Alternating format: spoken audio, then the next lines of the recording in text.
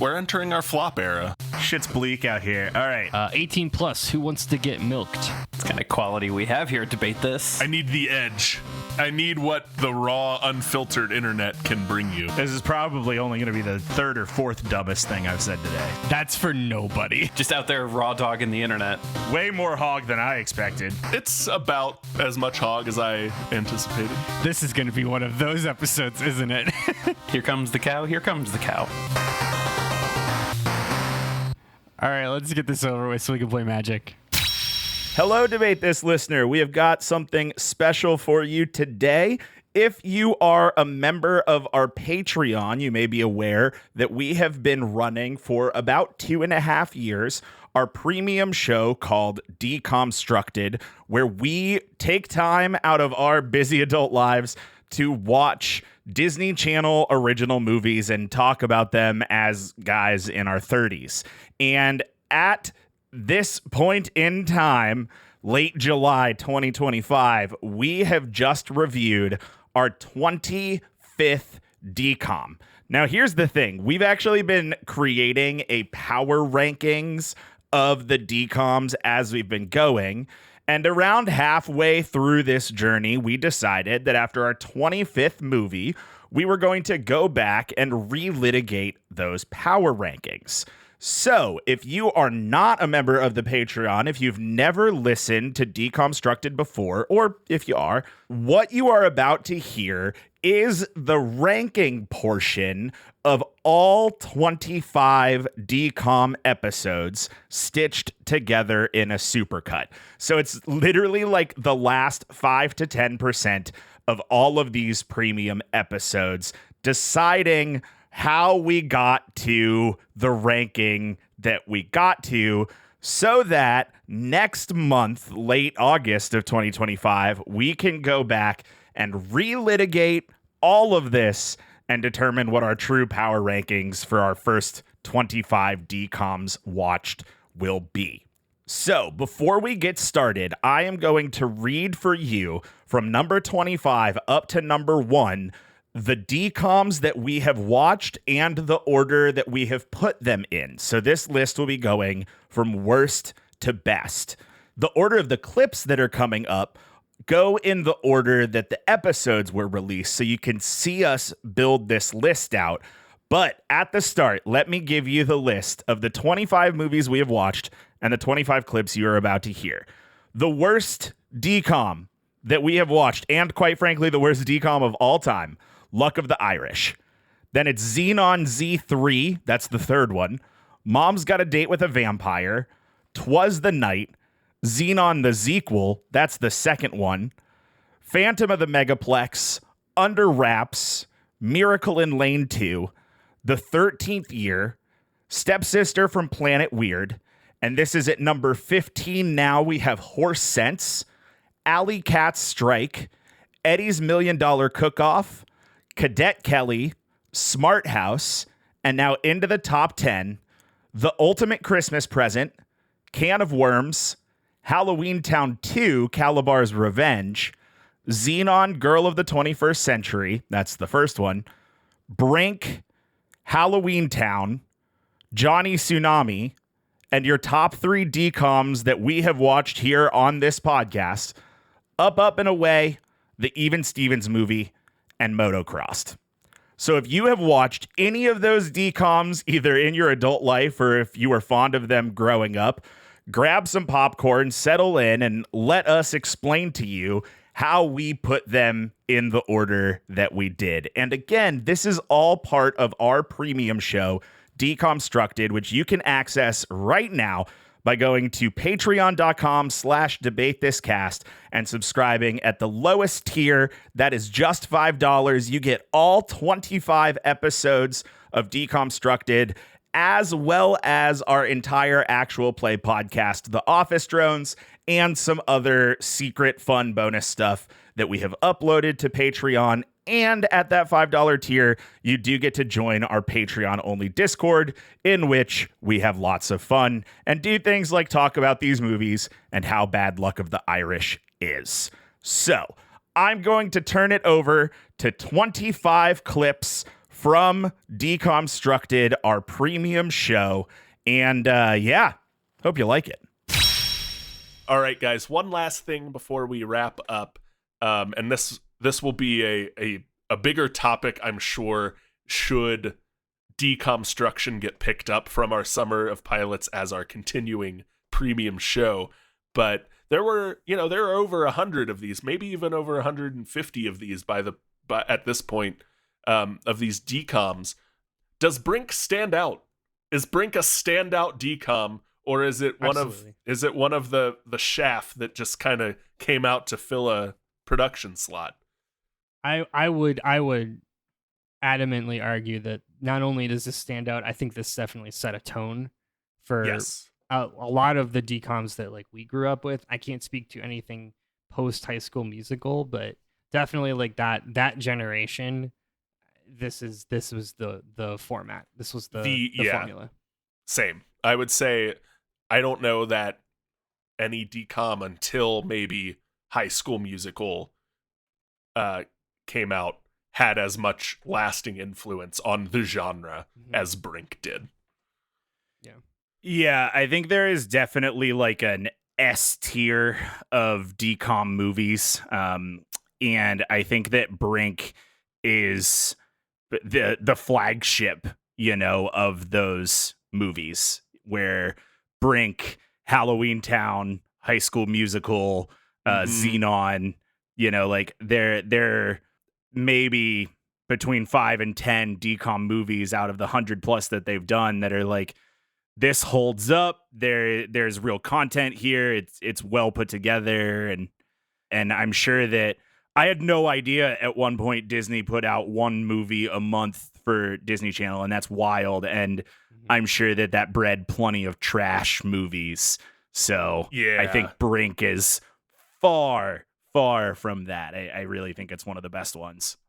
The 1 year that they did one every month, and it was actually like a lot of these I remember. It was actually a pretty good stretch of DCOMs. They like were hitting a stride at that point, but they were. It was like Up and Away, The Color Friendship, Alley Cat Strike, Stepsister from Planet Weird, Quince, Mom Said I Could Date the Vampire, The Phantom of the Megaplex. Phantom of the Megaplex is a favorite of mine. Yeah, Alley Cat Strike, which I would argue is, can we do Brink with bowling? Yeah.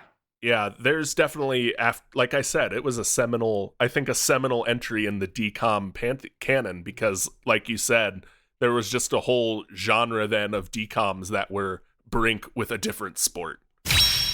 This movie was fine. I did start a document in our Google Drive, the DCOMstructed official power rankings. Oh. I do feel as though we need to order the DCOMs as we watch them. Okay. Great. So to that end, Matt, do we want to do a average rating among the hosts out of 10, or do we want to put these all on a tier list? An S through F tier list. I think we do like just a straight up to down power rankings. Yeah. Right? Like we 1, 2, 3, 4, the whole damn thing. Yeah, this is number 2, Brink's number 1. Okay. It's like the big board on Top Gear. Yeah, I think that's the move. Okay. I'd put this squarely below Brink. It is one Mickey Rooney above 0. But below Brink. Brink. Okay. I will say, I think that we could conceivably come up with a rating amongst ourselves, like out of 10 or something. And I don't think that those ratings necessarily have to correspond with the order in the power rankings. Yeah, the ratings can be non-weighted. They can also change as we go through this and get our barometer more dialed in for DCOMs, because we're basing this so far on 2 movies, one of which we watched months ago. A year and a half ago. So Brink is number 1 as of right now. What do we give out of 10? Like, let's give Brink a rating out of 10. I would say 9. Matt gives it a 9. I'm gonna give Brink is really good. I'm gonna give Brink an 8. Andrew's gonna give I'll say 8.5. Yeah, Just to split the I feel difference. good. Let's just call it 8.5. 8 Yeah, 8 or 8.5. 8.5. Okay, 8.5 out of 10. And then what are we giving POTMP? Ooh, I Five. can't go higher. I can't go higher than a 5. Oh, Maybe. see, I was gonna give it a 4, and that's Yeah. only because it has Mickey Rooney. I think 4 is probably the move. Okay. Sorry, all Matt. right. 4 out of that's okay. I'm sorry, Matt. No, it's okay. I was gonna say 6. I wasn't gonna argue for much more. Call it 4 or 5. I'm afraid of what schlock is on this list. Like, Yeah. if we're putting this at a 4 already, but Yeah. no, I'm here for it. And like we said, like I don't think the Well, the out of 10 rating has to wait. Here's with a the- thought. Yeah. Counter proposal. Did all of you see this when it came out when we were kids? I think Yeah. so. I that did. was fucking 20 years ago, man. Well, I do distinctly remember very, very much liking this movie when it came out. Same. Yes. I would did have- not. I Okay. remember I watched it I once, still- and like whenever it was the decom of the moment, I changed the channel Yeah. after that. I Wasn't my still favorite. had the same questions about Mickey Rooney's involvement. I think for me back then, I was like, "Are you sure that old man's not the Phantom? Yeah. Are you positive?" Like You- I think this went from a 7 to a 4 to me is what I'm saying. Ooh, okay. Which, like- I agree Which with like that. Brink, I would say Brink was like probably a 6 or a 7 when I was a kid because I didn't really identify with like being in California or skateboarding or skating. But Right. like that jumped up because I was like, this is really good because it held up, right? Like Yeah. it's a Yeah. good message. That's kind of how I'm looking at it. Yeah, I would say this. I probably would have rated this similarly at a 5 as a kid too. So this went from a 5 to 5, where I would say Brink probably went from like a 7 to an 8.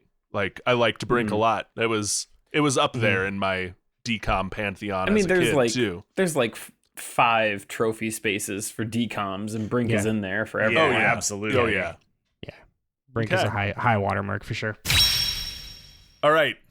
So, gentlemen, we have now watched 3 DCOMs, 3 Disney Channel original movies. We have ranked 2 of them. Number 1, we have Brink. Number 2, we have Phantom of the Megaplex. The gap between first and second, sizable. Pretty steep cliff there between 1 and 2. Where are we going to put our third movie, Halloweentown? And we need to not reach a unanimous consensus, but we need to reach a consensus on all of these. I had just so much fun watching this movie, and I hate to say it, and Matt's going to be really upset. It might beat out Brink for me. No, I mean, I'll be honest. Like, I think I might go the same way. As far as like quality of movie goes, Yeah. I would say that Halloweentown objectively is a better movie than Brink is. They both hold up really well. They do, and I'll tell you, I think what does it for me is that like I really hate Brink's dad. Like I really Yeah. hate Brink's dad, and I don't Yeah. super hate Marnie's mom. Like she comes around, She's I just still doing her kind of best, hate man. Brink's Yeah. dad. Yeah. I'm also in the camp that Halloweentown edges out Brink here. We've talked about it. There are 3 more movies. Halloweentown's got some lore to it. Like it just has like the extra oomph that Brink doesn't quite have, but that's not a knock on Brink. It's just Halloweentown's really good for a decom. Yeah. I didn't watch Brink when you all did that episode. I could not be there. And I haven't watched Brink in 20 years. And after watching this movie, I'm going to go with what Andrew said. Like, it was just good. Yeah. Aside from me being like, well, that's lazy writing, but then having to remind myself, like, oh, this is also the 90s. And this is them trying it out. Yeah, I'm good with that. I'm good with making this like the crown jewel for now. All right. Add it to the big board. Halloweentown, new number 1. New number 1. Hell yeah. I can easily see this becoming a yearly rewatch that isn't. Yeah. That's a like early pick in my yearly holiday rewatches. Not a like, well, I got another week till Halloween. I watched all the good movies.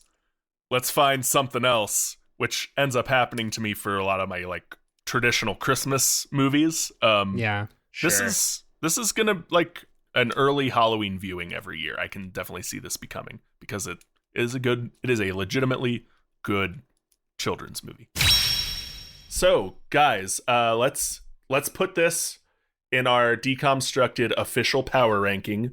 Before we vote, I do want to point out that Cadet Kelly had, on its initial showing, had pulled 7.8 million viewers, which makes it one of the few DCOMs that had a Nielsen rating. Not all of them pulled enough to get a Nielsen rating like this. Yeah. But this puts it 9th on the list of DCOMs with a Nielsen rating. Just below Camp Rock 2 Final Jam, which was number 8. Jesus. And just Return of above Jafar. The Cheetah Girls 2 at number 10 and High School Musical at number 11. So Wow. take that into consideration as we do our power rankings. Who wants to take us away? Yeah, I won't take that into consideration. I think this is above Phantom of the Megaplex. I disagree. I think this goes below Phantom of the Megaplex. I really do. Oh, I don't know if I'm there with you on that one. I don't think I'm there either. I think this goes squarely above Phantom of the Megaplex. Yeah, not like really far above Phantom of the Megaplex, but good. The performances were all enjoyable, I thought. Especially Christy Carlson Romano, Hilary Duff, and Gary Cole was actually a pretty good villain dad. There were some pretty big like what things in it that like Yeah. definitely Way too much unarmed combat or unarmed sections. Yeah, that was not necessary. Holy shit. But like this was it was competent. I had moments where I didn't feel like I was watching a straight up kids movie, but like also had moments where I was like, oh yeah, there's the kids movie. So I'm putting this at number 4, bumping Phantom of the Megaplex to 5. Number 3, bumping Phantom of the Megaplex to 4, right? Yes, Did I miss I'm one? sorry. Someone put it in there already, and I didn't read it. That's cool. Matt- I'm not going to fight with you. I understand that this is 3-1. I really hate youth military propaganda movies. Sure. Yeah, I mean, That's what the this is, so. the propaganda definitely drags it down for You sure. know what? Yeah. Much like the moral of the story being you can give your best and only end up in third. That's what this true. is. Yeah. Yeah. Cool. This month, it's the holiday season, so we're covering one of, I think, 2 Christmas/holiday themed Disney Channel original movies, 2001's Twas the Night. All right, guys. Can we rank this movie? Yeah, where Bottom. Bottom. Yeah, absolutely bottom. Solidly below Yeah. Phantom of the Megaplex. Yeah, I was. There was a moment in my mind. I was like, well, it's not above anything except maybe the Phantom of the Megaplex. Then I sat with it for a second, and I'm like, I think this is even below that. Yeah. The thing that could have put it above Phantom of the Megaplex was the Bryan Cranston of it all. But like as a movie on the whole, it's got to go below Phantom of the Megaplex. Yeah, if this weren't, and I realize this statement is maybe attached to a number of movies, but if this movie didn't have Bryan Cranston in it, what would it have ever been for? It's barely nothing. a movie. Wouldn't It's have not had- anything. Wouldn't have had anything. It would have had the same cultural impact as Robert Downey Jr.'s movie where he was Dr. Dolittle that came out years ago. Oh, Dr. Dolittle, the movie. Yeah. Yeah, I think it was just called Doolittle, but yeah. Sure. Yeah. Yeah. It would have the same relevance as that. Yeah. Yeah, now. I mean, even with Bryan Cranston, we joked that this aired a total of 10 times on Disney Channel. Like, even with Bryan Cranston, this movie, there was no, at least that I'm aware of, no resurgence of this in 2008 when Breaking Bad came onto the scene. Disney didn't pull this out and be like, we got to get our one thing with Bryan Cranston in it on the air. He's hot right now. Like, nothing. There's nothing. Absolutely nothing. Time for our power ranking. Where's Jonathan Tsunami fit in our DCOM power Top of the ranking? mountain.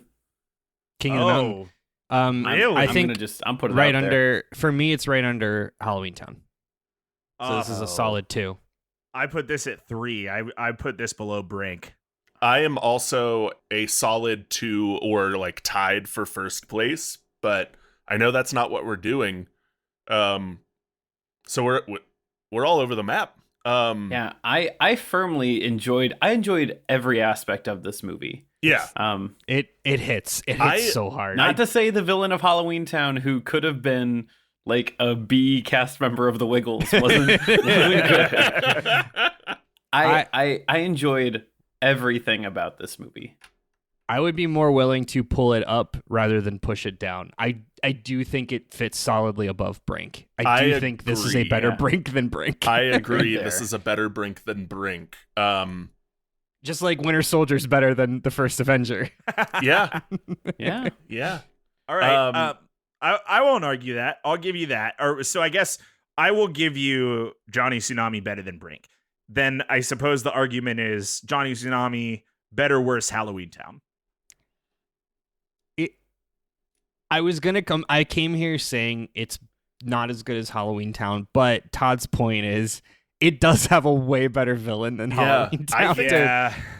I think Halloweentown may and I use suffer lightly, may suffer from being a Halloween movie where Johnny Tsunami is not specifically tied to a season. It is a winter movie, I guess, but like, that's it. It doesn't. The supporting cast of characters is not, outside of Sam. I don't think the supporting cast of characters is as good as the supporting cast in Halloweentown. Agreed. You know, Johnny Tsunami cannot hold a candle to what's her name, Debbie Reynolds. Yeah. That's fair. Kalabar sucks. But like, I don't think Johnny Tsunami. Halloweentown definitely wins on the whimsy. Yeah. Yeah. Oh yeah. I'll put it this way: Halloweentown didn't have minors breaking international military law. True. That is also true. That is committing true. a high crime. Well, Halloweentown is international water, so they might that's have. right. That's Yeah. true. It's a pocket I mean, dimension.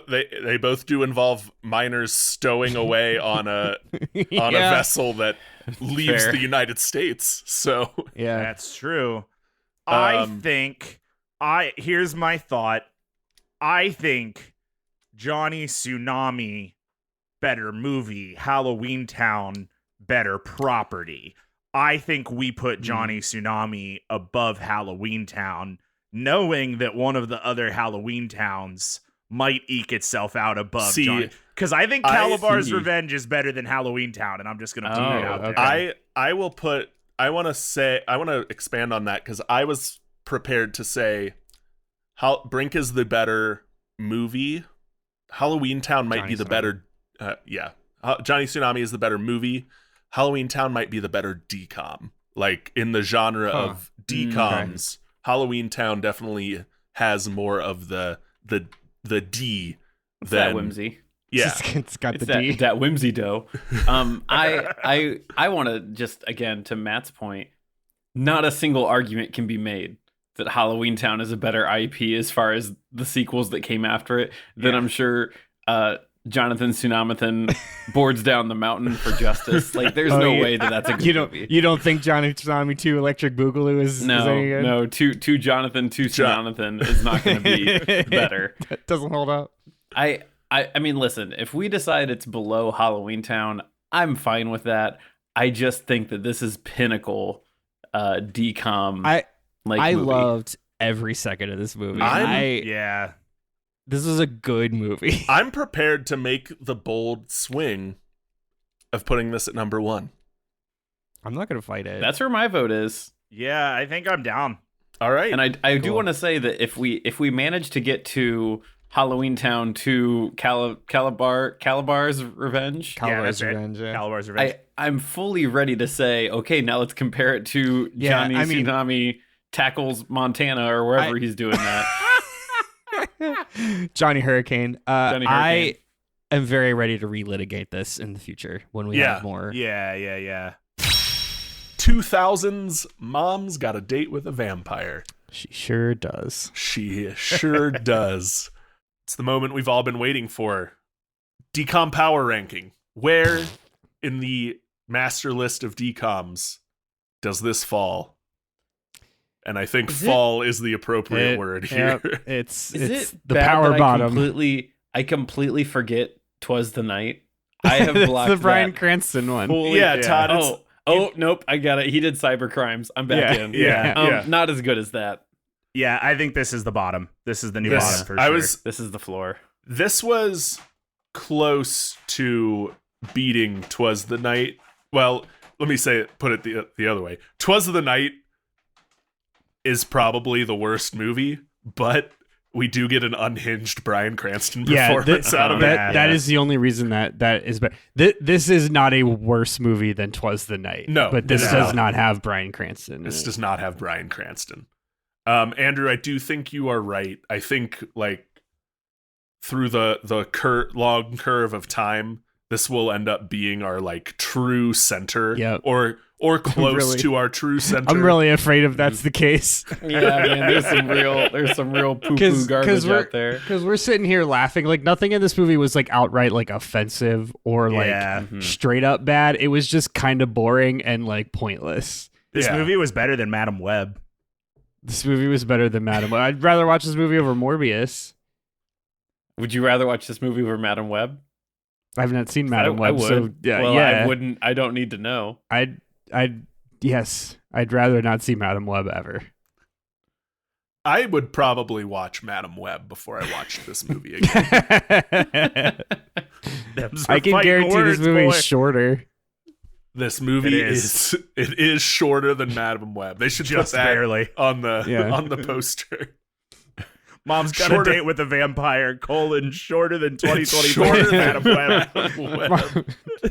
Hey, same number of people in superhero outfits doing superhero things that aren't dream sequences. Mom's Got a Date with spiders in the Amazon.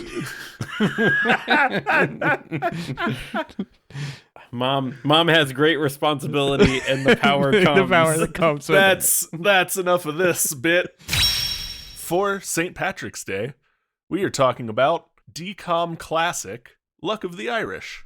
So let's put this in our power rankings, guys. Oh, it's at the bottom, baby. Is it worse than Mom's Got a Date with a Vampire? It's worse than Mom's Got a Date with a Vampire. Vampire. It's worse than Mom's Got a Date with a Vampire. I mean, I'm not. Hey guys, this movie ends with a 4-minute rendition of This Land Is Your Land. Of This Land Is Your Land. That's it. Hands That's across the America. pitch. Not We Are the World. Not We Are the World. This land is your.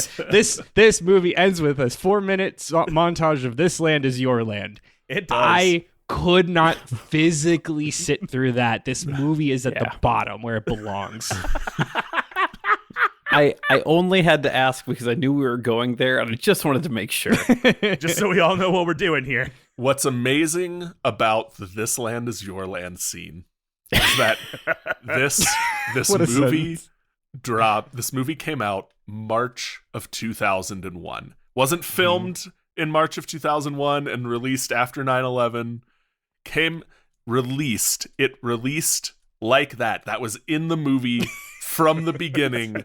Hey, let's have everyone sing This Land Is Your Land all the way through. Packaged like that. Before 9/11. Yeah. In a pre 9/11 world, someone was like, yeah, that's what I want to close this movie out with.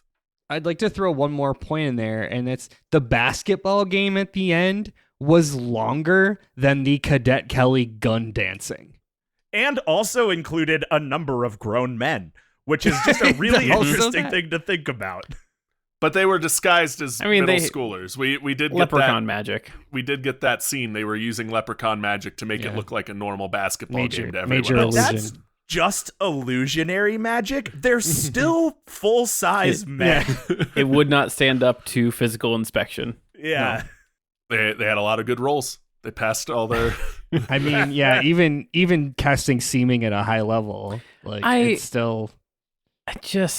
It's so stupid. It's so stupid that at the end, like, he's still a really good basketball player. Like Luck's got nothing to do with it, Todd. Then what has this all been for? What's it all I been literally for? don't What is know. anything? I want to bring one last thing to draw the comparison to Space Jam that Matt so poignantly made at the beginning. We Flawless. even get a Michael secret sauce scene during the basketball game. Yep. Where Riley O'Reilly is like, When "Hey, did Space Jam come out? hey, kid, 99. this is Okay. a different lucky ring just for you that totally works." And he buys it, and it makes him better at basketball. 96. Insofar as that somebody else realizes that Michael's secret sauce isn't anything, and Yeah, Michael comes back and says, "Yeah, but don't tell them that." Like, Yeah. that was the point where I paused the movie. I was like, "That's just Space Jam. This has been Space Jam the whole time." Yeah. this month's episode, we watch a piece of classic Disney science fiction horror. Horror. Yes, This is existential horror. Existential. This is the greatest horror movie that the Disney Channel has ever put on. Yeah, Hands down. Uh-huh. We all watched Smart House. All right, let's rank this movie. Yep. It's definitely not at the top. It's definitely It's not no at the Johnny Tsunami. It's I no. wanna start with no that. Johnny Tsunami. Can I give I'd put it- my option? Go Yeah. for it. Decidedly mid. I think it goes between Cadet Kelly and Phantom of the Megaplex. I I'm think putting it it goes- above Cadet Kelly. I'm I might also put it putting it above above Cadet Cadet Kelly. I'm putting it between Brink and Cadet Kelly. Only by virtue of the fact that this is an accidental horror, existential horror. Yeah, I won't and that fight we've with you talked about that. we've talked about this The longer longest than about probably every other movie so And far. to its discredit, 45 minutes of that was pissing on the floor. and I will To its I will- credit, I will to its credit, I'll say this was the first movie out of all of them that we've watched that we finished, and 90% of it I was like, that's how I remember this movie. Yeah. That's a good point. And I will say the 10% that I didn't were like the blatant technology differences between now and then, and the footage of Nazis. That one, that one actually that's caught me rough. off guard as an adult. I actually remembered the Nazis. It was the like I lost someone to talk that I was like, oh, I Yeah. forgot this movie went there. Yeah. Yeah, It the- goes hard, man. It goes does. hard. Yeah. I mean, but it is the first movie that I watched. I was like, yeah, that's about what I remember. Like Yep. I Yeah. liked this movie when I was younger, woefully aware of like the horror behind it all. But like for the most part, I was like, yeah, okay, house turns on family. Yeah. Family in the end doesn't seem to care that much. All right. And like a solid horror entry for a TVG movie. Yeah. Judging simply off the fact that Matt is still kind of rattled. Yeah. he's still kind of rattled. This is an incredibly stupid sentence, but I'm going to say it anyway. Brink is the Ocarina of Time of DCOMs, and Smart House is its Majora's Mask. I will explain. No, I don't even think that you need to. Like, I'm fucking Yeah. right there No, with you. we got it. Okay. Brink basically established the formula of what a DCOM is. Yeah. And every movie is a version of Brink, and Smart House is its fucked up existential horror cousin. Yeah, dude. Yeah. I don't know that every DCOM is Brink, but like Every DCOM every form. Hot Wheels, Yeah. every Hot Wheels DCOM yeah, is yeah, Brink. yeah. Like Cadet Kelly is just Skyward Sword. You can't keep comparing things to Skyward Sword, Andrew. I was gonna say, I think that makes High School Musical Breath of the Wild. I think it does too. Yeah. What the Ugh. fuck? How does this metaphor have so many legs? It holds up. No, it doesn't. Halloweentown is a link to the past. Yeah, man. Shit, that's pretty good. Okay, now show your work. There's the mirror, and you go back into the mirror, and I get it. Yeah. There's a dark world. There's a dark world. That one's actually good. Mom's got a date with a vampire is the Zelda's adventure. Link's crossbow training. Shut up. Okay, We should probably end this episode now. Yeah, right. Yeah, let's wrap this up. It's above Cadet Kelly and Under Brink. Great Yeah. job. Um Smart House. This month, we're talking about the 2001 queerbait hit Motocrossed, Disney Channel's Motocrossed, where in the official DCOMstructed power rankings does this movie go? I think it goes to the top. I think it goes to the top. I think it does too. Looking at our list, it's certainly better than Johnny Tsunami, which is our current top movie. And it's a certified banger. And I wouldn't put it below anything else on the list. This is our new top DCOM. Yeah. Yeah. Yeah, I totally forgot this movie. Like this one, same. Unlike Luck of the Irish, like I loved Luck of the Irish. This one, like I don't remember. I remember this was like on. Julie and I watched this most recently, I think in 2020. It was one of our first, hey, Disney Plus is out. Hey, we can't go anywhere because pandemic. Yeah. Let's watch DCOMs and then Motocrossed. And it held up then. It holds up now. It is a good family movie. It is a good movie. No modifiers. Fun watch. And this month, we are kicking off Hot Girl of the 21st Century Summer with the first of the only DCOM trilogy in the original 100 movie canon, Zenon, Girl of the 21st Century. All right, guys, it is time to put this in our official DCOM power rankings. What do we think? Is this better than Cadet Kelly? I'm gonna score this one pretty high. I genuinely love this movie. I've always loved this movie. I will be willing to settle, but I think in my mind it fits between Johnny Tsunami and Halloweentown. Wow. I know, but I'm saying that I know that I'm a little bit biased. I didn't have the greatest Cetus Lapidus, Andrew. Cetus Lapidus. Cetus Lapidus, Todd. I said what I said. The troops didn't fight for you to say Cetus Lapidus wrong. Listen, so I understand that I'm biased. I really, really enjoyed watching this 2 years ago when we did the episode about it. My viewing today was very meh, just because I was also like, it was 4:30 on a Friday and I was getting a million work texts, so I was kind of in and out. So I have a lot of like nostalgia and like personal, like I do love this movie, but I also came today was like, it's cute. It's cute. So if this were me, I would put it pretty high based on my like longer term feelings toward it, but I understand if it fits toward the middle. I'm willing to entertain the thought of it jumping past Smart House. I'm willing to entertain that. I was gonna say, I think this Brink clears... is my big blue wall. I don't know how you break past that. I think this clears Smart House by a fair margin. Like, see, and I won't co-sign on that statement. I would say that I entertain it being higher than Smart House. But I'm with Todd that it doesn't clear Brink. I agree. And if for no other reason, then it really doesn't have a strong moral of any sort. And like, if you look at Brink, Halloweentown, Johnny Tsunami, and Motocrossed, there's all some sort of, we may have actually learned something those days. Yeah, I totally agree. Yeah. Supernova Girl does clear a lot of other Disney soundtrack. I don't know that it does. I don't think it does, Kyle. No, I think that Zoom Zoom Zoom is iconic. Yeah. Ugh. Yeah. It has got a better soundtrack than all of the movies that it is above. I don't agree that it has a better soundtrack than Motocross, Johnny Tsunami, and Brink. Yeah. Mm-hmm. I don't know how you have a band with 3 guitar players and write a hit song with no guitars. I don't know how you do that. That's some fucking Slipknot shit right there. I know this has been called out twice, but I'm so glad we identified it, because as I'm watching that scene, I'm like, where's the guitar? Me too. They're all holding it. Like, this sounds like a ringtone. It's really funny. It's one thing everything that future casts from the 90s gets wrong is that thinking rock is gonna still be like relevant in the future, when very shortly after this movie came out, hip hop started taking over the charts and rock became quickly irrelevant. I do feel the need to, just because it's been a while and we've got 11 entries now, I just want to go through the list just for people who are listening who can't see this list.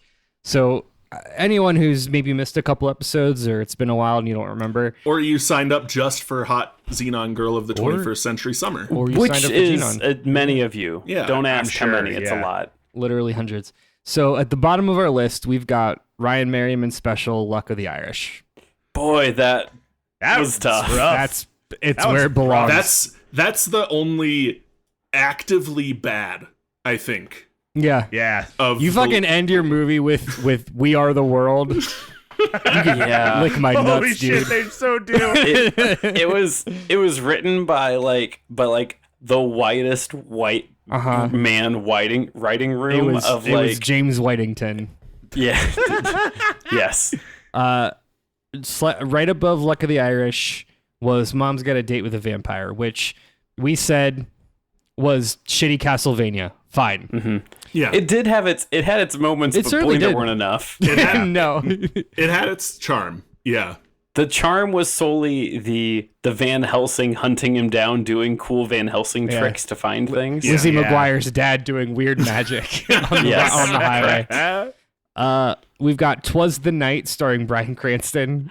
Lifted only on the shoulders of Bryan Cranston as a criminal uncle trying to turn his life around, but not. Yeah. We did learn that Santa's an artificer in Disney canon. That was cool. Yes, we did. Here, what I would say is probably our true neutral, which is Phantom of the Megaplex. Neither good nor bad. I'm starting to feel might be ranked high. I don't know. Mom's Got a Date with a Vampire and "Twas the Night" were at least memorable. Nipping at the heels of Phantom of the Megaplex. Absolutely not. You've got nostalgia glasses, bud. No, I can't think of anything glasses. about. I can't tell you anything about Phantom of the Megaplex. It's got Mickey Rooney. You watched those 3 movies this week, and you agree with this list. I'm so sure. Okay. Yeah. Okay. I think Phantom fine. of the Megaplex didn't leave me feeling anything particular. It's true which is neutral. why it got to where it is. Yeah. That's right. It's perfectly nothing. Where at least with the other 2 movies, I was like, oh, this is bad. This is not good. Okay, fair. Above, so now we're getting into the good section. We've got Cadet Kelly. Carried by its star power. No help from the gun dancing. Gun dancing is a knock against it. Yeah, gun dancing felt like the basketball scene in the Catwoman movie. The intense sexual tension elevating it. Yes. Yeah. So then above Cadet Kelly, we have Smart House, which I think we, outside of Matt having some existential crises, we genuinely liked the movie, but the implications of the movie are too dire.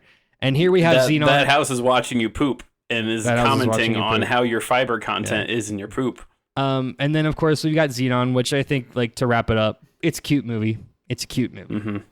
Yep. Yeah. So now we got Brink, which that was the first one we watched, which we all liked and still like. Mm-hmm. And it's got pretty rare bad low moments. Like, it drags a little bit in the middle, but it's a very solid entry. When did Brink come out? Do we remember? I don't have the page open. That was 96. I think. Yeah. So here's the thing. We are almost 30 years removed. 98. Okay, so we're 26 years removed from that, and say Team Pup and Suds to someone. Yeah, you'll be put in jail. After Brink, we've got Halloweentown, which another one was just like generally fun movie. It's good. Whimsical. Yeah. It's the Studio Ghibli of DCOMs.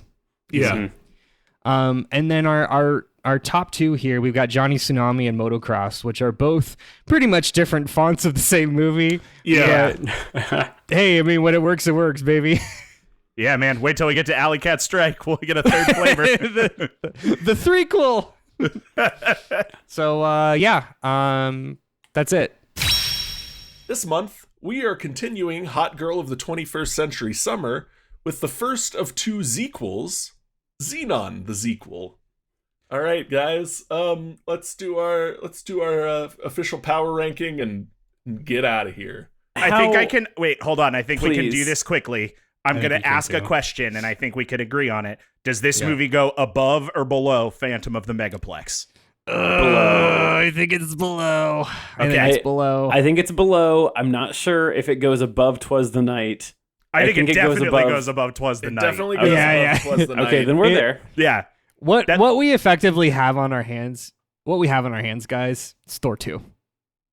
It's a Thor. It is Thor 2. yeah, I get you. You're so Thor 2. right.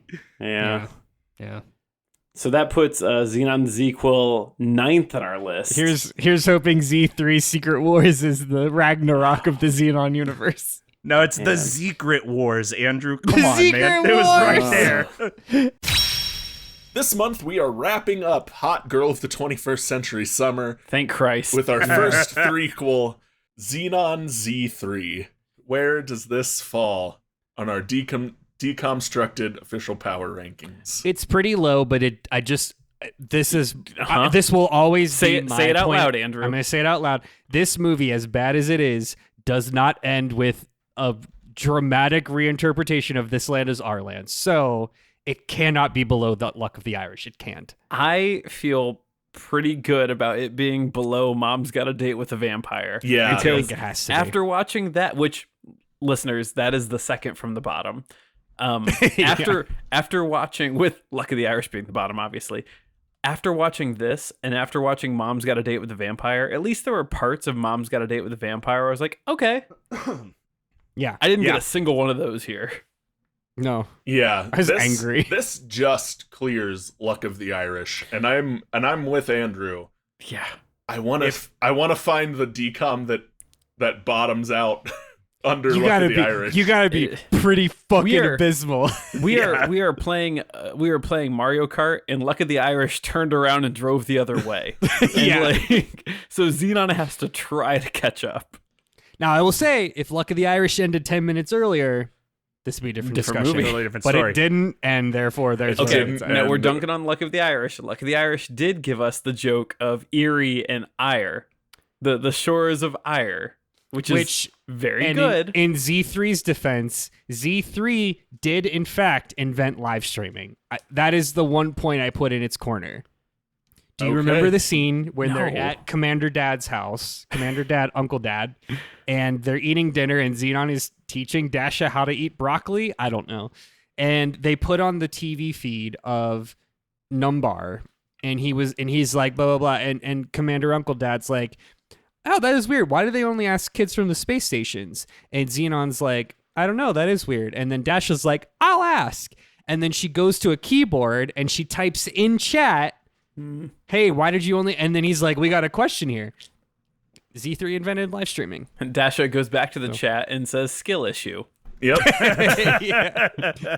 She says, something skibbity toilet. K-E-W-K.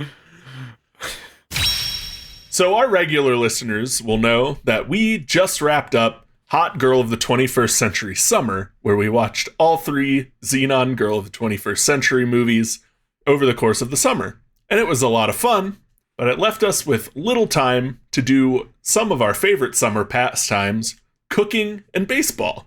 That's why this month's episode, we're covering Eddie's $1 Million Cook-Off, or as we have been calling it and cannot stop calling it, Eddie's Millie Dilly Cooksy. I thought it was Millie Dolly Cooksy. Either works. Honestly, yeah. Where does this rank in the official DCOMstructed power ranking? I put it behind Cadet Kelly. It is... I think it is between the Zenons for me. It is between Zenon 2 and 3 for me. Oh. I was putting it above the Zequel. I was more upset from this movie than I was at Zenon The Zequel. See, I was gonna put it below Phantom, but above the Zequel. So my take, I hated the misogyny in this movie. Let's just get that out of the way. Huge bummer. Movie itself, Todd's shaking his head at all the misogyny, so you know he doesn't agree with it. Yeah, fairly watchable movie. Like scenes were actually watchable. You're right. Which is not a thing you can say about a lot of this stuff. It wasn't like a bummer to watch. Bryan Cranston was not in it. It's true. Did not have Bryan Cranston. Here's the thing. It still is better than Protozoa getting fed fruit in Fantasy Joshua Tree. So yeah, I'm cool with between Megaplex and Zequel. Mm-hmm. Could I get you to go above Phantom of the Megaplex? You want to negotiate it up? You gotta give us. Yeah, what do we get out of this deal? Give us a lie. This doesn't have Mickey Rooney in it. I'm willing to meet you there, Matt. You just got to give me a. Yeah, I'm not against it. Be clear, it's not going past Cadet Kelly. I'm not going to fight that. I'm not going to fight that. I don't honestly have a good reason. I think other than that, it's going to be more memorable. Like 2 years from now, you're not going to remember anything about Phantom of the Megaplex, but you're going to remember at least a couple of weird things about Eddie's Millie Dolly Cooksy. I'll give you that because I forgot Mickey Rooney was in Phantom of the Megaplex until Todd said something just now. So I don't feel like I care enough, so sure. Hell yeah. Whoops. Almost put it at one. It's certainly Wouldn't not in the that front, been you crazy? monster. It is no Motocrossed. I will die on that hill. Yeah, as long as you spell it as its given Christian name. yeah, Eddie's Millie Dolly Cooksy. there we go. For Spooktacular Express, we are giving you a follow-up to an earlier episode of DCOMstructed by talking about the sequel to one of the top 3 as rated by us, the hosts of this show. We're talking about Halloweentown 2, Kalabar's Revenge. So guys, where in our official DCOM power rankings does this land? I do think it's important, since this is the first DCOMstructed to hit the premium feed in a while. I want to give the rundown on where we are at everything. So top to bottom, just going to go through it real quick. You want to hit it, Matt? Yeah. This is 14. This is the 14 previous DCOMs we've reviewed, if that's what you can call what this show is. And it's really like top third of these kind of bangers. Yeah. I think I know where I'm going, but yeah, Matt, why don't you hit us? Starting at the top, number 1, best movie so far, going down to the worst. Number 1, Motocrossed. Number 2, Johnny Tsunami. 3, Halloweentown 1. 4, Brink. 5, Zenon 1. 6, Smart House. 7, Cadet Kelly. 8, Eddie's Millie Dolly Cooksy. 9, Phantom of the Megaplex. 10, Zenon 2. 11, Twas the Night. 12, Mom's Got a Date with a Vampire. 13, Zenon 3. And 14, Luck of the Irish. Which will never be better than the bottom tier. And why is that, Andrew? Because they end that movie with "This Land Is Your Land." The whole ass song. The racism is like overt and strange in that movie. There is one good joke in that whole movie, and the rest of it can eat my whole ass. I would like to propose. Well, let me. I want please. to put a little more context on this, since this is our first premium feed and we read the whole list.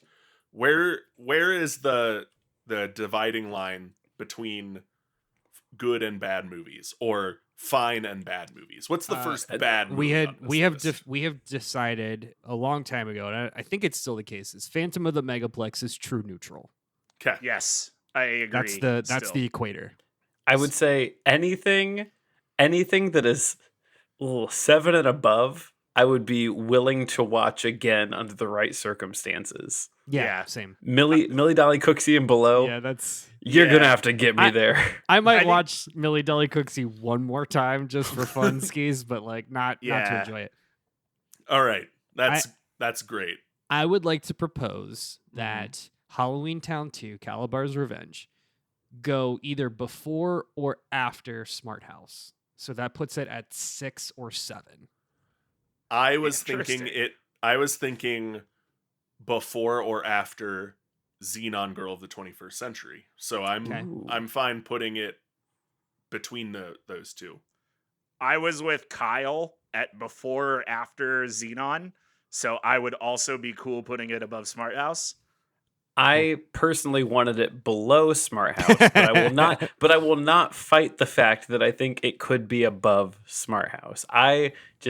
Smart House is my nostalgia point. And I recognize that bias within me. You recognize the flaws despite your nostalgical. I think given that, then Halloweentown 2's got a solid spot at number 6. It's pretty good. Yeah. I mean, it was all the things we made fun of.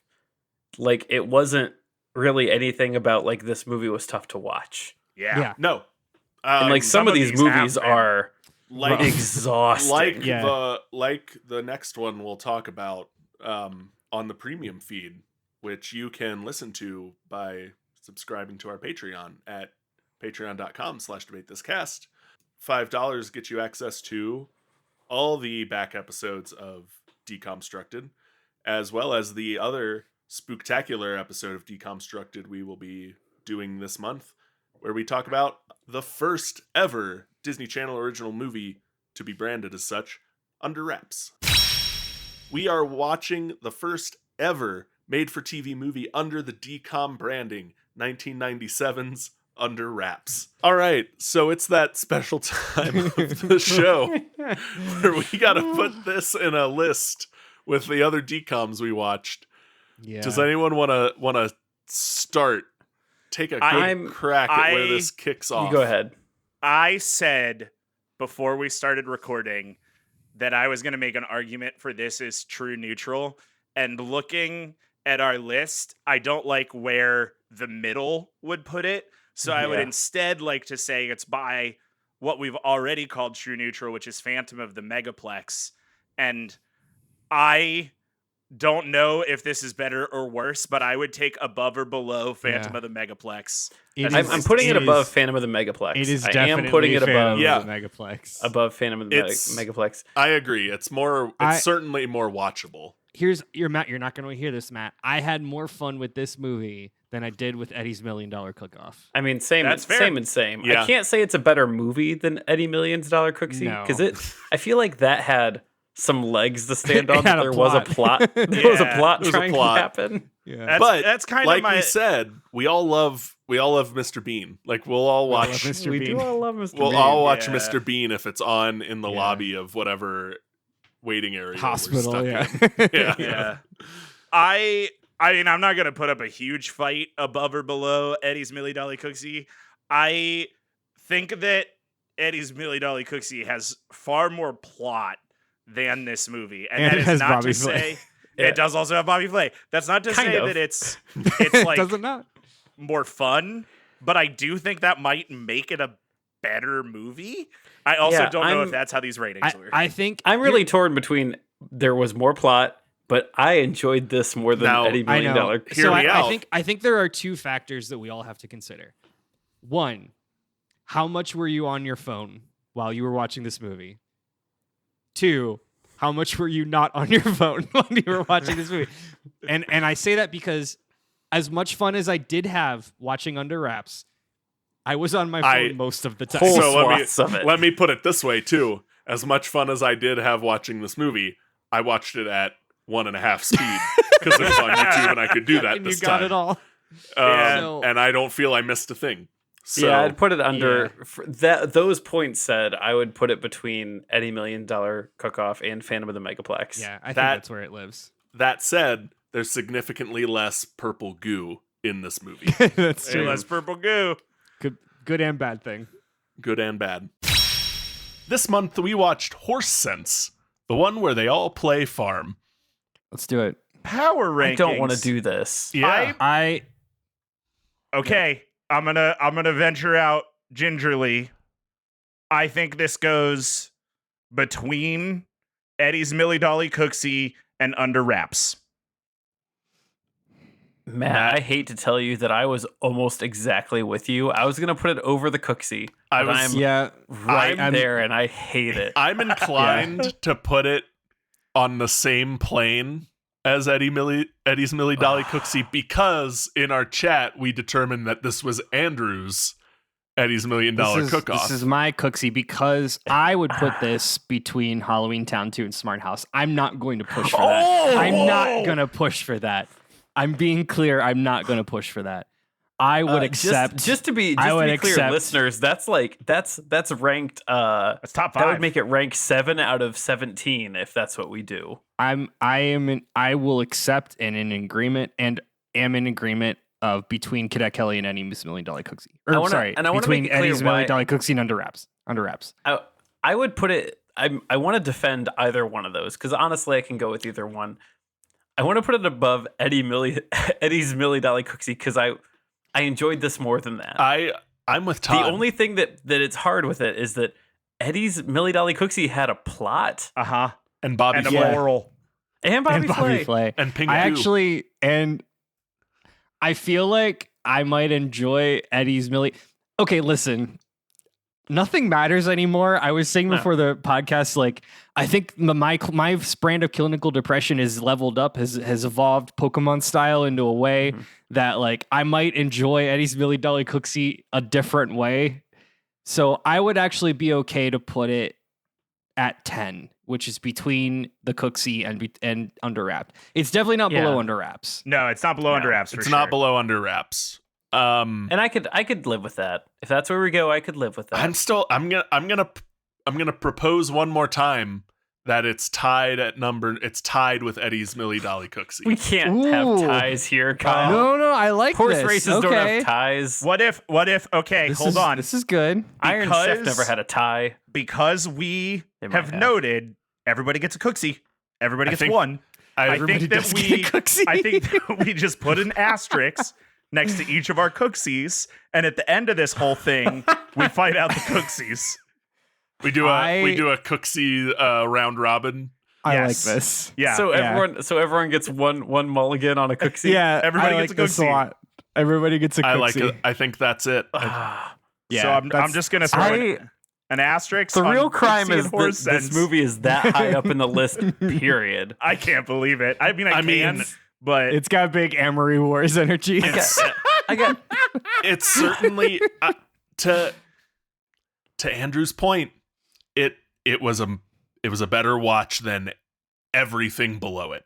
I would watch. We've had a lot of shitty, boring movies. Were pulling the horse out of the mud, and that's when it kind of hit me. I was like, this movie is good enough that we're going to have to duke it out over where it lands, and I hate that. Yeah. Yep. Because it's a movie, right? Like, it's not 3 episodes of a Lizzie McGuire episode. It's an actual movie. Yeah. 100%.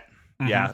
Except that the ending felt real slapdash, but that's not important. It still didn't end with "This land is our land." It sure didn't. Sure didn't. That's the real bar. That's what we're all going home to today. Yeah. All right, throw an asterisk. Indicate it for the records that we've got another Cooksy on our hands. We got a Cooksy on our hands. All right. Like that. Well, today's the day we finish the other half of Disney Channel's Christmas playlist with the ultimate Christmas present. And with that, it is time to put this in our DCOMstructed power ranking. Where's this fit in, guys? I think it's definitely top half. I have my thought, and I don't feel strongly about it, but I'll float out. What do we think about between Halloweentown 2 and Smart House? I was the same exact thing. I was just going to say that. I like that. I was thinking this one was pretty close to true neutral. Yeah, I would have probably said under Smart House, but I'm not gonna fight over that one. And I'm prepared for it. It like I do think it is slightly better than true neutral, and I think that's a good spot for it. I enjoyed it more than Cadet Kelly. Yes. That was where I was going to start. Yeah. Hard agree. I think the Act 3, I'm going to control the weather, and that man getting accosted in a chocolate factory, I think that bumps it up. Yeah, a notch for me. So, all right, there it is. This month, Andrew pitched us a movie I'm surprised more of us hadn't watched before this episode, and surprised has never really come up in any of our podcasts before today. It is the DCOM Up, and Away. All right, where do we rank this? God, it's up there. Top 3, baby. At least. Guys, I'm going to say it. I think this might be new number 1. Yeah? You think it's better than Motocrossed? I think it's better than Motocrossed. You think it's better than Johnny Tsunami? I think it's better than Johnny Tsunami. I think it's tough to say if it might be better than Motocrossed. I don't know if it's better than Motocrossed. I'm top 3. I'm comfortable with top 3. It's as good as Motocrossed for the same reason that it's refreshing. Yes. It's refreshing for a very different reason than Motocrossed was, but it is refreshing. It's at least number 2. Is it bad that the thing that's holding me back is all the logical fallacies of what are these 30 other superheroes doing? The town needs them. I think that's a fair point. Honestly, that's fair criticism. Sure. That is, and again, we're comparing this with a dirt bike movie, but I think like I had to suspend my disbelief enough times that I was like, okay. Where's Stretch at? He could have gotten that woman out of the fire. I would absolutely go with number 2. I do think it's better than Johnny Tsunami. The one thing that I would say about this movie that I would be like, okay, yeah, I'll knock it down out of number 1 is that because it came out in January of 2000, the practical effects looked amazing and the digital effects look like ass. Just so bad. Yeah. Him taking off. The one scene, the older brother, he had one scene specifically where he uses electricity powers, and I'm like, well, that's the whole budget. That's it. Like, it looks really good, and I'm like, oh, that's why they don't put the dog on screen in all the Inhuman series, because they can't afford it. They can't afford it. I would take second. Second is good. I will say, dad in this one, above average dad. A+ dad. Doesn't the dad's only crime is like being disappointed his son is the only person in their family not to have superhero powers, which I'm gonna give him a B+ A-, only because there is that like the Act 2 stretch of like after the party, sure, when all of the kids take money from their parents' wallets because the computer tells them to, and like dad doesn't believe Scott for a while until it's like we're literally tied up in an aluminum foil cage of E from Entourage's making. So that's like I think he gets knocked down for me for like B+. Fair enough. But still, like compared to Motocross dad and Johnny Tsunami dad, worlds apart. Yeah. That's if you're a superhero, if dad is a superhero and he was bamboozled by his kid throwing a soccer ball at a tree and hiding behind the garage. He's not once but twice. Yeah. Certainly not the world's greatest detective. No. All right, I'm doing it. I'm putting it number 2. Yep. Yeah. I love that. This month we're talking about the movie Alley Cat Strike. All right, it is time for our DCOM power ranking. Gentlemen, where are we putting the 20th DCOM on this list? Can I set the floor? Yeah, set the floor. I want to set the floor. And I'm not saying this is where it has to be. I just want to set the floor. Okay. I'm putting this above Horse Sense. I want to be clear. Yeah, that's okay. I'm going to fight anyone who won't put this above Horse Sense. I'm starting there. Horse Sense was my, like, kind of bullseye as well. Like, that was, like, about where I had zeroed in on. So I'm fine. It's in the Cooksy bracket. It's in the Cooksy I'm paradigm. fine putting it between Cooksy and Horse Sense. Yeah. I would even give you above Smart House, which is I would give you below Cadet Kelly and above Eddie's Millie Dolly. I would take that as well. Ooh, Matt, I would call Matt shenanigans disagrees. on that. I think. Okay. See, okay. I knew someone, Matt Cole, was going to have strong feelings, and I felt the same. That's why I said starting above Horse Sense. If we had any kind of rubric that gave us concrete scores, I think this and Eddie. Never. No, absolutely not. But I think this and Eddie's Millie Dolly Cooksy would come out at a dead tie in a dead heat. But that said, I think I'm still going to put this below Eddie's Millie Dolly Cooksy for me. Yeah, I'm going to agree with you. But I want to say this is why.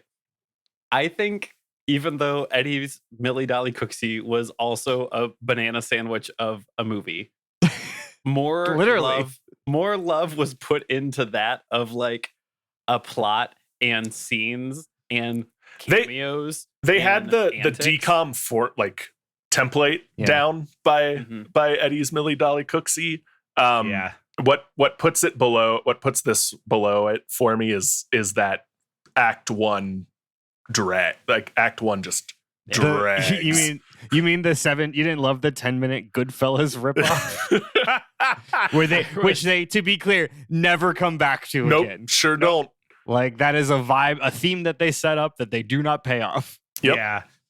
If this movie was about Todd McFarlane, it's above Millie Dolly Cooksy. No argument. If you're absolutely right. If this is a Todd McFarlane movie, it shoots up to top 5, I think. I love that we're calling him Todd McFarlane. I just need to be clear. Todd McFarlane is the creator of Spawn, not the character of this movie. Todd McLemore. Todd McLemore. Oh, It's Todd shit. McLemore. Well, That's Yeah, right. I was gonna let it go, but yeah. But that's very funny too.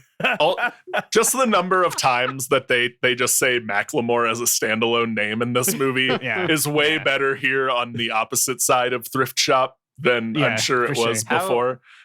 But How do we get the intro music to this episode to be a MIDI version of Thrift Shop? we Google Just literally- MIDI version of Yeah, Thrift that's Shop. that's I do a Google search and send the You clip say to it- Andrew. Asking for a yeah. friend. You say it. I say it one more time. Hey, future me, while I'm editing this, find a MIDI version of Thrift Shop. There, done. Boom roasted. Make it number 12 out of 20. Number 12 out of 20. Here we go. Get that asterisk on there, baby. Everybody gets a Cooksy. Everybody does. I'm Okay, really now, glad. do you want to be clear? You're putting it below horse Yeah, sense. it- and Oh, I'm not thank gonna you. be okay with that if it's It not needs to be fixed. above 4 cents. Apologies, everyone. So we have one Cooksy left, and that's for Kyle. That's my Cooksy. I don't Kyle know. needs a Cooksy. I don't know if I guess, does Matt get a Cooksy, or is the Cooksy Matt's Cooksy? We never really clarified that. That's true. I would not We can make feel the call left later, out maybe. if I didn't get another Cooksy. Yeah. Eddie's Millie Dolly Cooksy. I can be the original Cooksy. However, if another one comes up, I think I that dog reserve is my yours. right. I reserve my right to take another Yeah. Cooksy. Now, before And we, I want to clarify.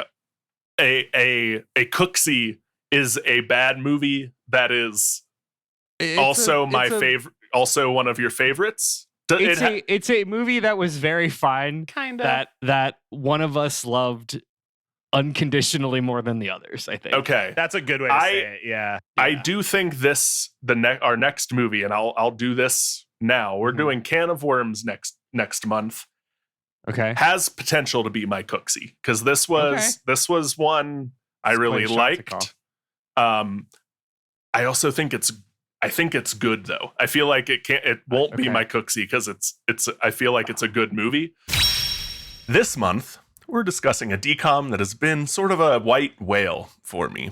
Can of Worms is the movie the DCOM we're talking about this month, and it's a fun little action sci-fi. I want to rank this movie. I don't want to get off the call. Yeah, I do too. All right. I think it's. I'm gonna say it's between Halloweentown 2 and Ultimate Christmas Present. I'm just throwing it there. No Yep. way. Andrew, I like that. I might. I think Todd has been dealt psychic damage. it's certainly Cadet. It's certainly above Cadet Kelly. Yes, comfortable with that statement. Can I be real? I was gonna put it above Zenon. Hell yeah, dude! Yeah, Matt.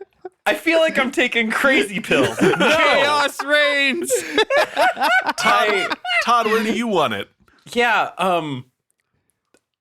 I would not put. I would put it. Oh my god, I was comfortable above Cadet Kelly. That's the floor. I feel bad putting it above Smart House. However, somehow I feel okay about putting it above Ultimate Christmas Present, and I have to reckon with that later. I don't know if this does not go above Zenon. I do want to be clear. I will think it die goes on above that Zenon. hill. Somewhere between Ultimate Christmas Present.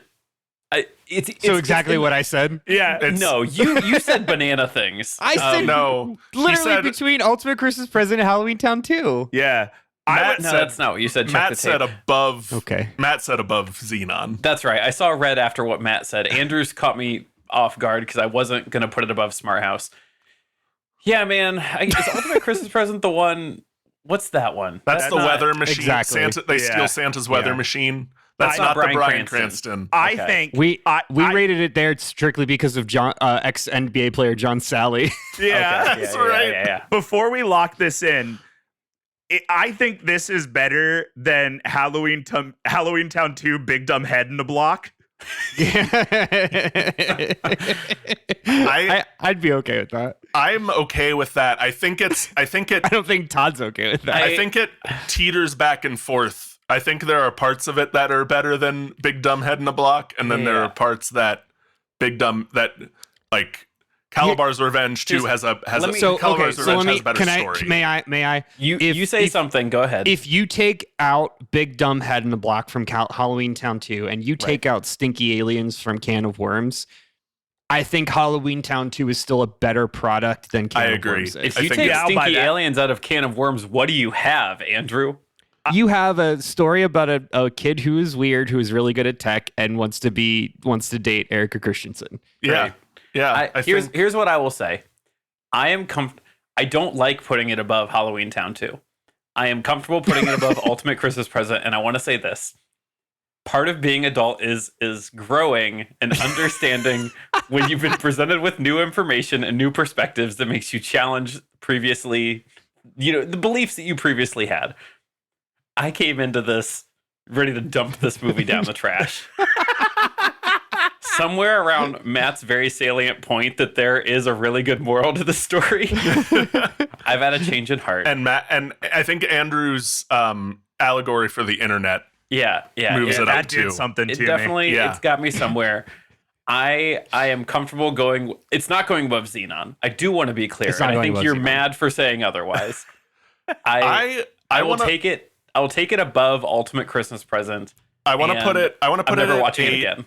I want to put it at 8, below Halloweentown 2, above Ultimate Christmas Present. Mm-hmm. Do we?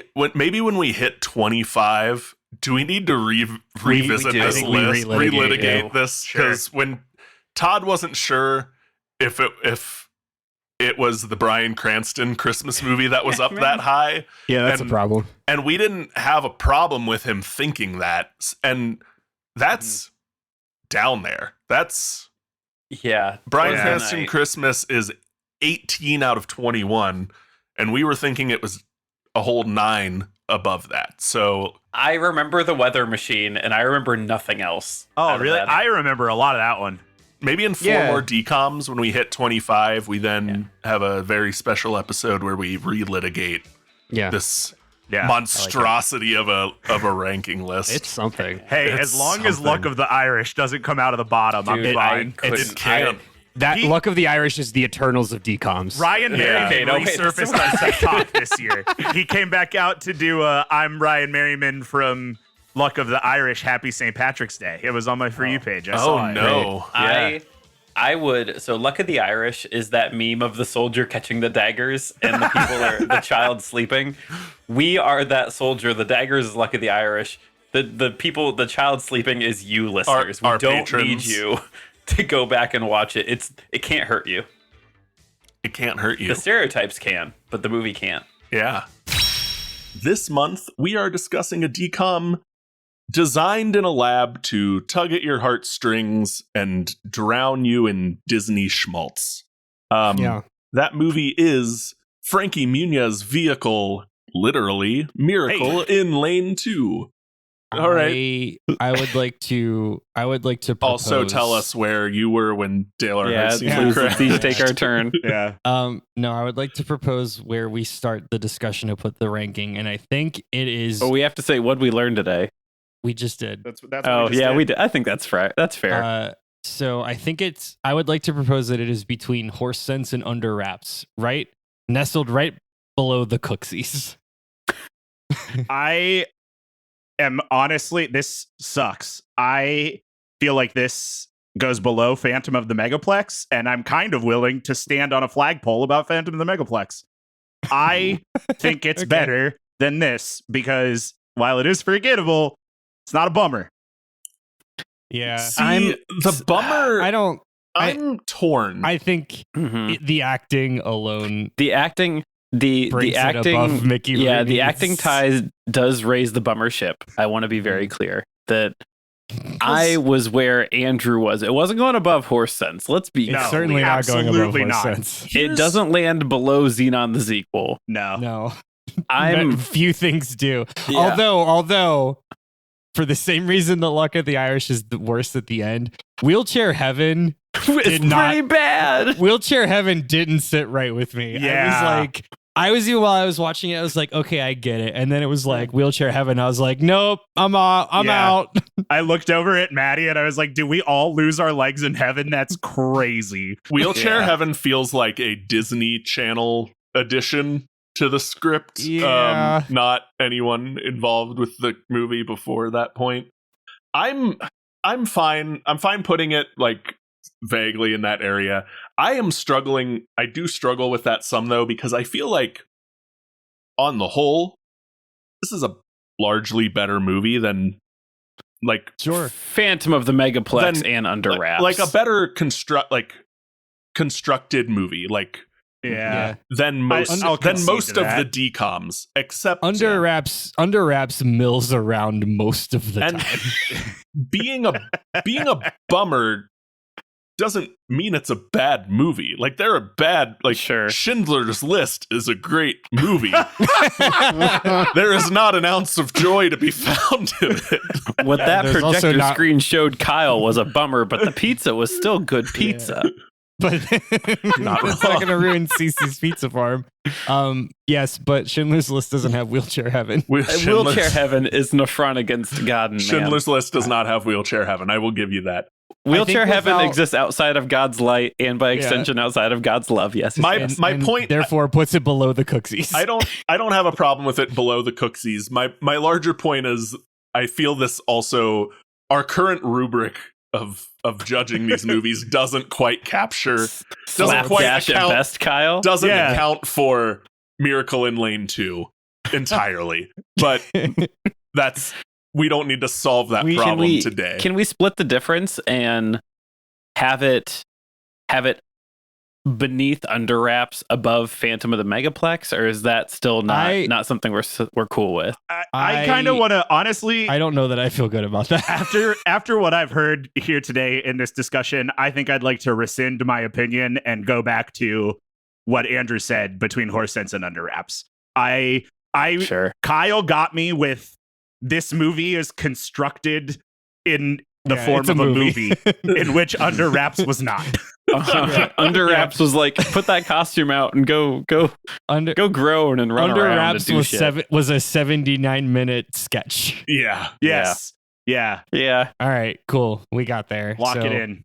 Miracle in Lane 2, starring Frankie Muniz, is 15th out of our 22 DCOMs. Man, every time we look at this, which we look at it once a month, I'm reminded about there are some really bad DCOMs, but then I'm just reminded about how god awful Luck of the Irish was. That, like, so bad. a movie that I thought was so good when I was younger. Cool basketball story about a kid and his family and like this evil man, and then you just understand all the shit. You ended it with This Land Is Your Land. I still feel how the hell did Ultimate Christmas Present get that high? I was just gonna say, I think we need, when we hit 25, we need to relitigate this list. Just that's the whole episode. We each pick one or two. No, we go. You want to fight for or against, or we do it. We can do it on the stream. We do it something. We just gotta like line by line, up it to down, bottom to top. Are we sure this movie? Are we sure The Ultimate Christmas Present is the 9th best of these movies we watched? I just don't think it could be. Here's my theory. It was Christmas. We were just in a good mood, maybe. I think that this method of ranking movies is so arbitrary that if we were to delve deeply into it, we would come up with almost the exact same answer. I think you're right. I don't think you're wrong, Matt, but I want to do the work. And like we're gonna do an hour-long episode litigating this list to move 2 movies, 4 total slots. And that's fine. But we need to do it. We'll have to figure out. I do think it's probably at 25 makes the most sense. Do we do it in an order, or do we do it like as a tier list? Oh, I think we do the S. We do S through F tier. Well, let's get to 25. Yeah, let's come back to it. And cross that bridge when we come to it. That's right, Andrew. We're doing the Even Stevens movie this month. Hey, do we want to talk about the Christy Carlson Romano music video that was the end of this movie? Just another jump scare that I wasn't ready for. Are we, and we're getting to this point in the show. It's coming up. Are we going to hold that against this movie? We're not. Like we did. No, we're not. And here's why. No, we're actually this gives it more points in its favor, and I'm going to tell you why. Oh. It is the exact opposite on the color wheel of ending with "This land is your land." Yeah. That to me was for like sure. that is the same energy as ending with Supernova Girl. Supernova Girl. Thank you. Okay. You knew what I was gonna Okay. say. Yeah. In that, like, everyone, they bring back everyone. It's Whole actually cast. more like the music video of the second one, which I can't remember, the Zequel, because Yeah. they bring back the whole cast. Everyone's like dancing and having Everyone's fun. jamming, and- having a good time. And then some people in their pocket dimension of that singular room, that singular bedroom.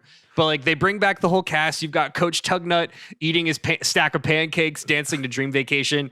That to me is peak. That's fun. I like that. I agree. Totally agree. I won't argue with that. I won't either. Thanks. Yeah, great. We're moving on then. So time for the most contentious part of this episode. I have to assume. I mean, you guys know where I stand. Number Power- one, power ranking time. Put Papa on the throne, baby. I don't. Is it better than Motocrossed, Up and Away, and Johnny Tsunami? I think it's better at least than Johnny Tsunami. I would also say it's better than Johnny Tsunami. I am probably almost willing to put it above Up and Away too. It was I it was pretty good. I had a lot of fun. I laughed through the whole thing. Andrew, would you accept a number 2 spot? Sure. Yeah, like I don't know that it bests Motocrossed for me, but it's damn close. Yeah. Clearing the Johnny Tsunami hurdle was the thing I was going to struggle the most here because I just really like that movie. I could take it or leave it above Up and Away. It doesn't go above Motocrossed. I will yield. This is a Disney ass DCOM movie. It is dripping, sloppy with DCOM. Covered in chocolate decom sauce. This to me, I don't think it breaks the Motocrossed barrier for me because Motocrossed is almost a movie. That's Yeah. fair. Yeah. And This is a really good episode of Even this Stevens. is a very two this full is a- episodes of Even Stevens. This Yeah. is a very good episode of Even Stevens, and Twice as long, 4 times the budget kind of thing. yeah. yeah. So I think Yeah, we're let's go. we're all Let's do happy with 2. While someone else adds it there, I will say this also feels like and I haven't watched all the other movies around this time to know yet. Yeah. This does feel like where the shift happens in DCOMs. We've talked about it before where there's like Yeah. a change from this is a movie that you can watch with your family to like here's an hour and a half of Disney programming that isn't tied to anything else. This definitely feels like the pivot point away from our Motocrossed and our It came out after Luck of the Irish, so I think know, that is less of man. a pivot point and more of a transition period. yeah, that's fair. But it feels more closer to like our high school musicals and and Cheetah Girls than it does Horse Sense or Yeah.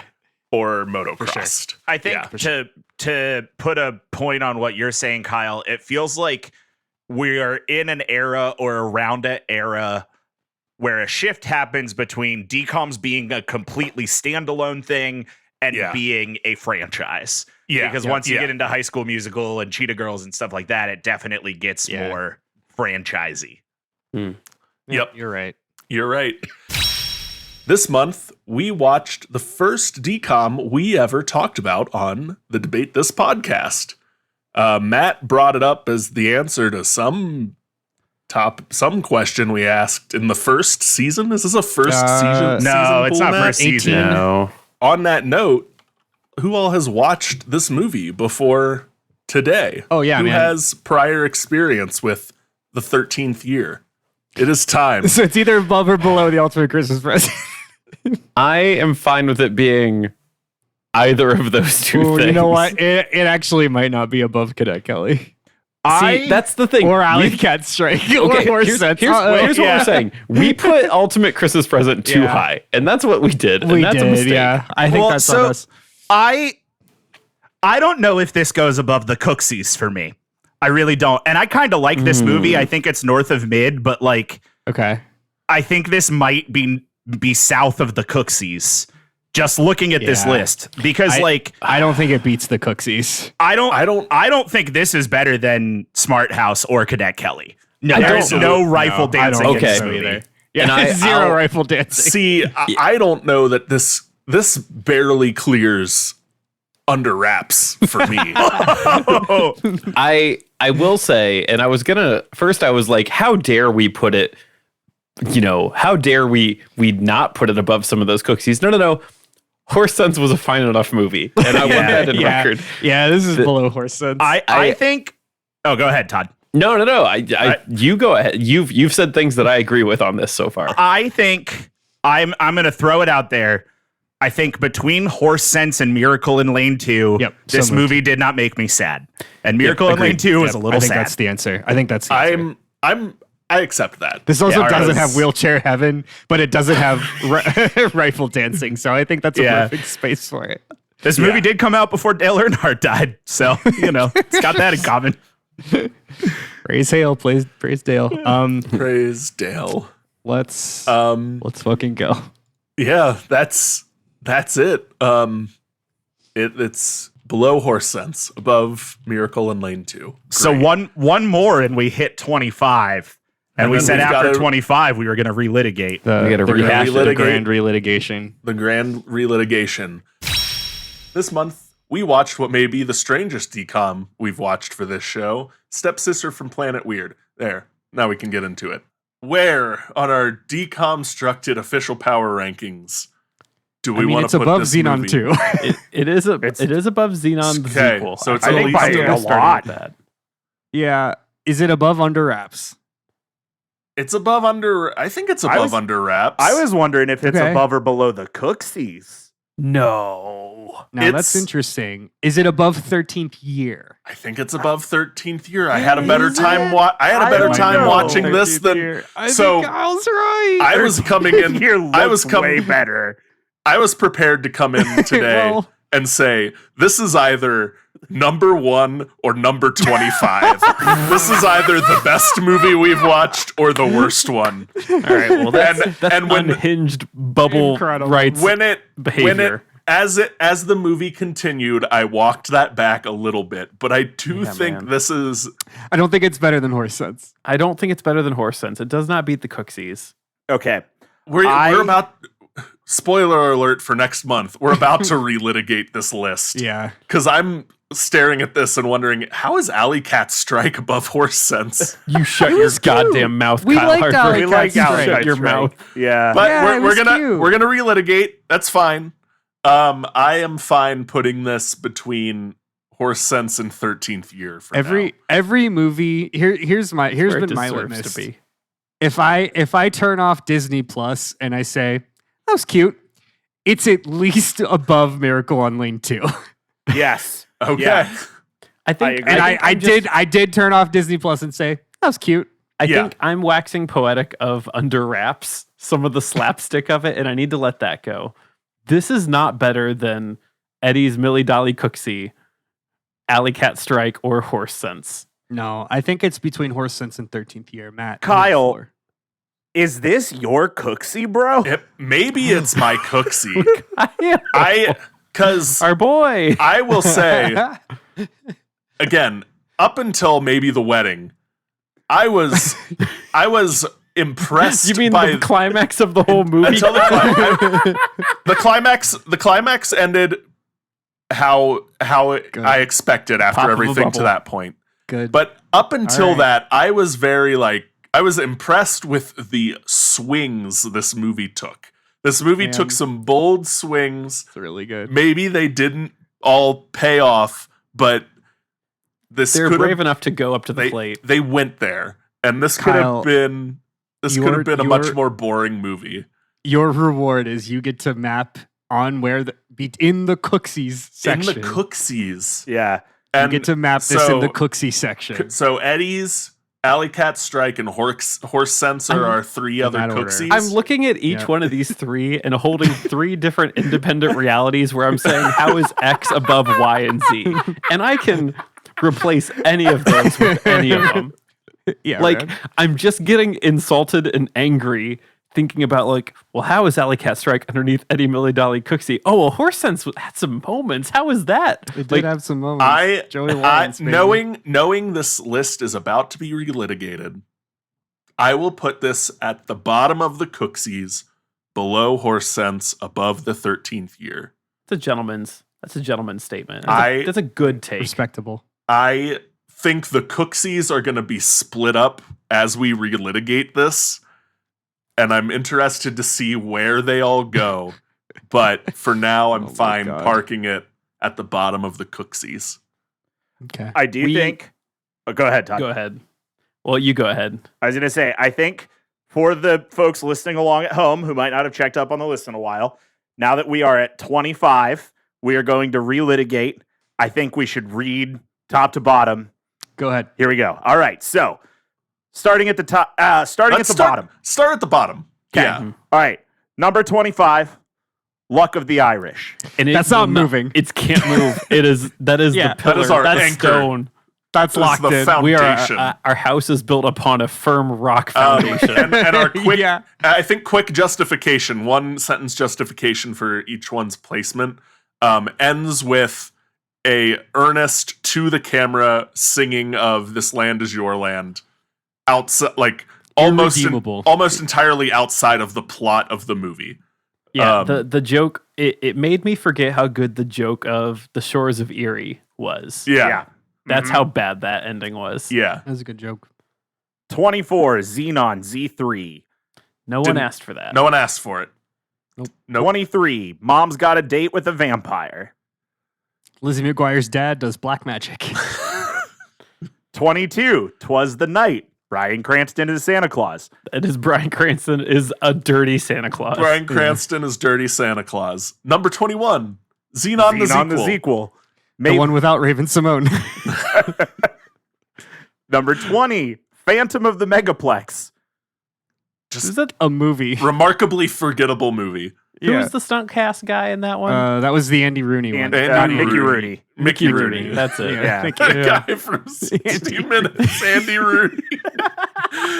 Takes up 5 full minutes of the movie to complain about how he hates movie theaters these days or something. Number 19 was Under Wraps. Patrick Starr is a mummy. Patrick Starr is a pratfalling mummy. That is the best part about that movie. We saved you 90 minutes of your life. Number 18 is Miracle in Lane 2. Frankie Muniz makes us depressed about things. Frankie Muniz Wheelchair Heaven. goes to Wheelchair Heaven. I forgot. Why did we put it so high? Number 17 was the 13th. 16. 17. 17 is the 13th year.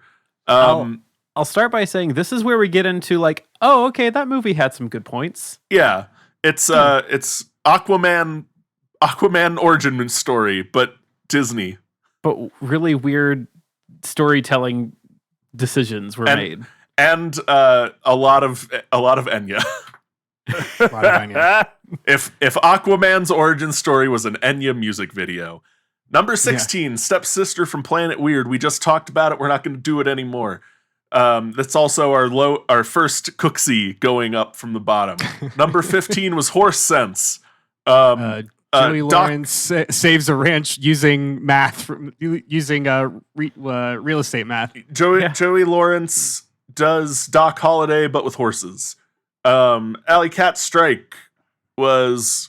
I mean, honestly, the perfect movie, but you can't put everything at number 1. Yeah. Kid becomes after school bowling hero, coolest thing ever, picking up a spare. Saves Bowling Alley. Yeah, saves Bowling Alley. Eddie's Millie Dolly Cooksy. Bobby Flay gives his kid jump scare. Bobby Flay jump scare. That's it. Bobby Flay was on set for 25 minutes that day. Cadet Kelly. Rifle dancing. Gun dancing. Gun dancing. Also most sexually charged DCOM. Smart House. If Ultron was a Disney property, but it kind of already is, but different. If Ultron was a Disney property with the wife from Married with Children. Also kind of scared, actually scared Matt. Not kind of scared Matt. Yeah, legitimately scared like Matt. legitimately upsets me. Also the movie that sparked an interesting debate on would you shit on your floor? Yes. Oh yeah, the piss floors. Piss floors. Ultimate Christmas Present. It's the one with the girls Patrick control Star is the an weather. elf. Yeah. Patrick Star is an elf, and Weather controls, right? it's the Christmas one without Bryan Cranston in it. Yep. Somehow 10 whole spots, 13 whole spots high. Where's That the one's other not staying that high. one? Yeah. Can of Worms. Another goopy alien one. It's Yep. another goopy alien movie. It was kind of tough to watch. Yeah, at but points. somehow has a tighter plot structure. yeah. Somehow. Halloweentown. It's one of Can of Worms is one of the first and only ones on here where every 10 minutes like, and this is a fetish thing, I think. Mm-hmm. Yeah. Halloweentown 2, Calabar's Revenge. Big talking Halloween- cube. Big talking Big cube. talking head in the bricks. We are in the entrance now of like these movies are pretty good. Like I would Yeah. watch this movie unironically. Yeah. Yeah. Xenon Girl of the 21st Century. Hell yeah. It's Zoom, hell yeah. zoom, zoom. Yeah. Zoom, zoom, Yeah. zoom. Make my heart go boom, boom, boom. Brink. It's Brink. Team Pup and Suds. It's Yeah. X-Blades. Mhm. It's Brink. Mm-hmm. Number 5 is Halloweentown. It's Just yep. Halloweentown. The token spooky Disney decom. I think Halloweentown is exactly as good as any holiday movie needs to be for a yearly rewatch. Like we all I'd agree with that. we all accept holiday movies have a different rubric Yep. of good and bad, and I think Halloweentown is exactly good enough to be like an annual rewatch. Yep. Johnny Tsunami. It's Motocrossed with surfing. Motocrossed with surfing. Brink with surfing. Brink with surfing. Yep. Up and away. The Kids Proto not a is- superhero. Proto Whole family Incredibles. superheroes. Mm-hmm. Proto Incredibles. Yeah. Also had Sherman Hemsley. Also had Sherman Hemsley. The Even Stevens movie. It's It was Self-titled. It's the, yeah. well titled. And then number 1 is Motocrossed. Johnny Tsunami with Johnny Tsunami with bikes motocross. and Second most sexually charged decom on our list. second most sexually charged Yeah. decom on our list. I think those top 7 are gonna duke it out when we rehash this. This is either going to be a quick rehash or it's going to be a 3-hour episode. I don't know what I do think we're in more. triads on this though. Like there's going to be some movement in the margins, but I think that quite a few of these are going to be like no, those stay in the bottom third. Those aren't moving. we need to tear it out. I think Mhm. I predict that this list will change very, very little when the dust settles. I think so too. But I think the I way wanna- that we do this, I think that we have tiers, and then and we then put we them all into tiers, and then we rank hash it within out the in tiers. order in the tiers. Yep, agreed. I would also entertain the thought of, obviously this is Patreon content. We love that you listen to this.